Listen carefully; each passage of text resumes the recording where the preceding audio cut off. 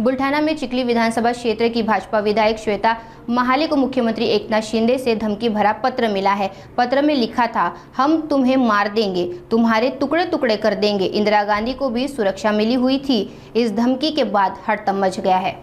काल माझ्या कार्यालयामध्ये निनावी एक इन्व्हलप आलं।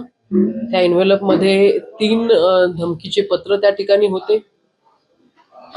विशिष्ट एका समाजाचा उल्लेख त्याच्यामध्ये होता आणि त्या समाजाकडून जिवंत मारण्याची धमकी त्या ठिकाणी होती। सर तन से जुदा अशा टाईपची लाईन ही तिन्ही पत्रामध्ये त्या ठिकाणी होती। इंदिरा गांधी ह्या पंतप्रधान असताना त्यांची सुरक्षा त्यांना वाचवू शकली नाही। आमदाराला काहीच त्या तुलनेत सुरक्षा नसते।